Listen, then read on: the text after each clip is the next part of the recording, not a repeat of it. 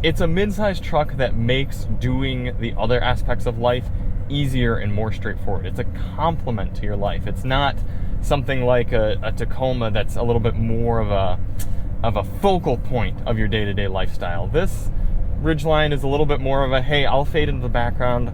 I'll allow you to focus more on your family, your life, your job, whatever you're doing, and I'll make that easier. Hey everybody, it's Charlie from Daily Motor, and I'm actually shooting this review about a month after I spent a week with the 2024 Honda Ridgeline Trailsport.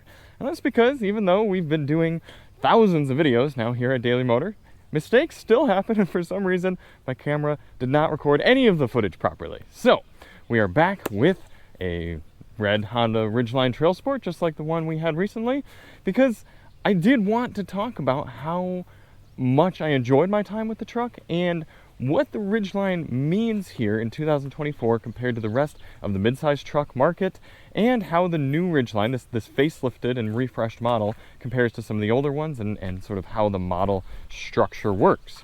So first things first, this model is all new for 2024. It is the Trailsport.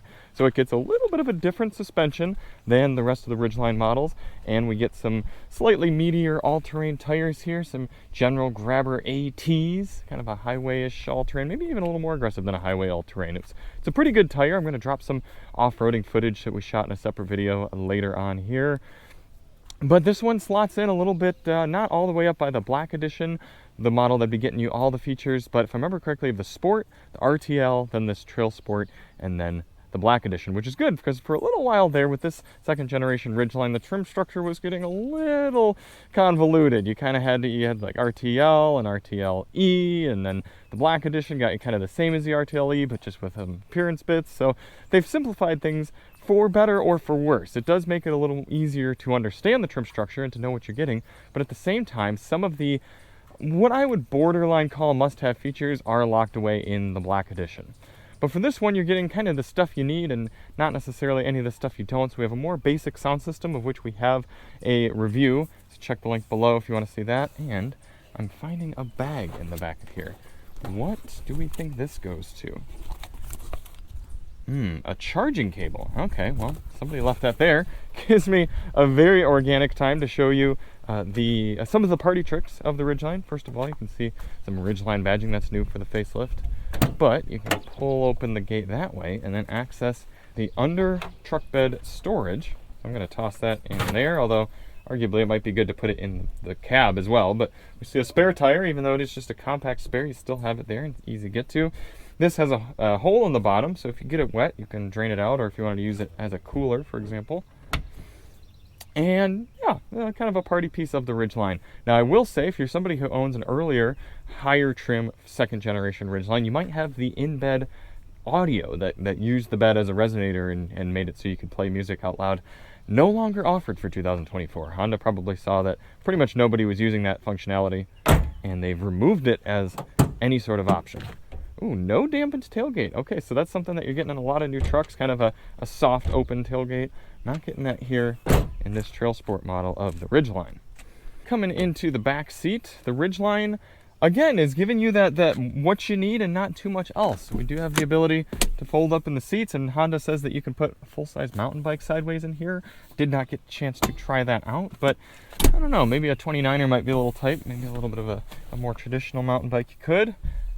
As a 5'10", ooh, very, very solid door close sound there. As a 5'10" person, I have a good amount of knee room and headroom and a comfortable amount of recline.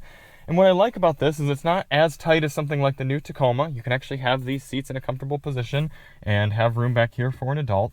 But it's also not as expansive as something like a lot of these full-size trucks. I just drove the new Ram 1500 and I had just too much room in front of me. It is a waste of space. I'd rather have more bed space and less cabin space. So this is a nice compromise. I'm still giving you air vents, some power points, and a good amount of room, cup holders, but not taking up too much space. We can see in this Trailsport model we've got nice orange cross stitching. It's a simple but handsome look from back here. Let's hop on up front. What really struck me with my time with the Ridgeline Trailsport is that with all of the new generations of mid-size trucks coming onto the market. You got the new Tacoma, the new Colorado, the new Ranger. The Ridgeline actually feels like one of the more old school sort of trucks now, because you're dealing with so many newer turbocharged motors, big infotainment displays, weird technology going on trying to push these trucks forward. But a lot of people, especially in the mid-size truck segment, want just a straightforward utility vehicle. And for a while, the Ridgeline was kind of the option that was, it was more expensive and kind of car-like and strange, and it wasn't a traditional truck experience. But now, this Ridgeline, with its naturally aspirated V6 engine and straightforward with a 9-speed transmission and very open and expansive interior, this feels a little bit more like a traditional truck than some of those new body-on-frame trucks. Starting it up and seeing the digital gauge cluster, or half digital gauge cluster, I should say. You got an analog speedometer on the right and then an analog style tachometer on the left, but it's actually digital.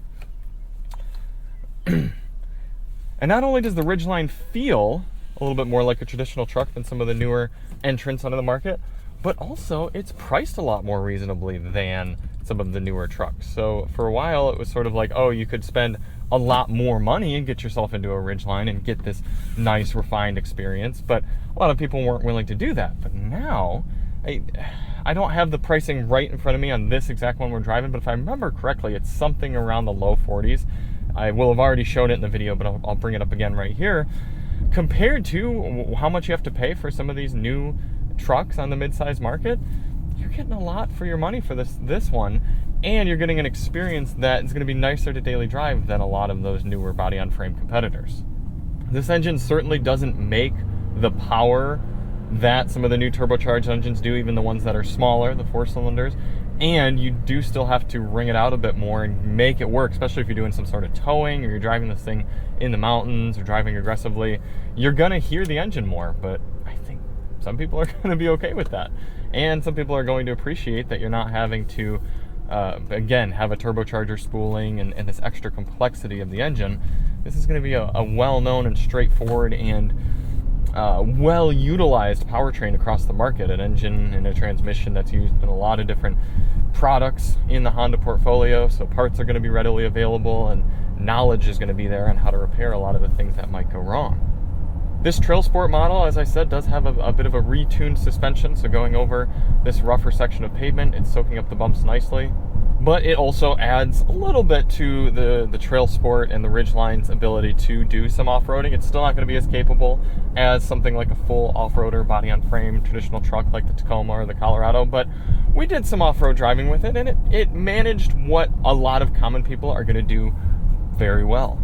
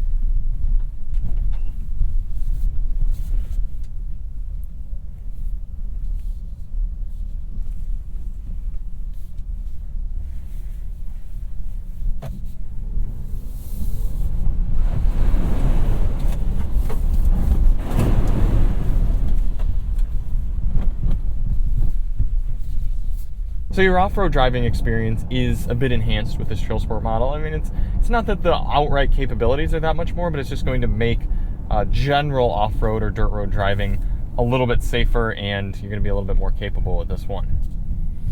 But the Ridgeline just makes for such a nice daily driving experience as well. And between the high up seating position, the great visibility, the smooth shifting transmission, the easy turning, the comfortable seats, the comfortable big center console here that's kind of been redesigned and reworked for 2024. This is a nice truck to spend a lot of time in. Here up at 55 mile an hour speeds, you do hear the whir of those tires a little bit on the smoother asphalt, but wind noise is so minimal. The engine calms way down. I'm running 1700 RPM or so at about 55. We do have a little bit of an active lane keeping. We've got adaptive cruise control. This one's getting this heated steering wheel, heated seats. It's a mid-size truck that makes doing the other aspects of life easier and more straightforward. It's a complement to your life. It's not something like a Tacoma that's a little bit more of a focal point of your day-to-day lifestyle. This Ridgeline is a little bit more of a, hey, I'll fade into the background. I'll allow you to focus more on your family, your life, your job, whatever you're doing, and I'll make that easier. Admittedly, some people think they're going to be able to get a Ridgeline and get this fantastic fuel economy just because it is a little bit less of a traditional truck, but I hate to say it's not really the case. I mean, you're still moving a good amount of mass. It's still a larger vehicle. Yeah, fuel economy is going to be a little bit better than some of the full-size competitors and maybe some of the mid-size competitors as well, but it's not going to be anything earth-shattering.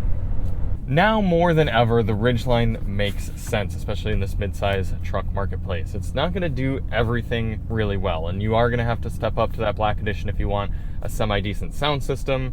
And I still, like I said, it's been a little while since I've done my research on the truck, but I don't think you can get ventilated seats in any of the trims. But all things considered, for a lifestyle complementing sort of truck, the Ridgeline's still right up there at the top for me. Hop out here and take one last look at it.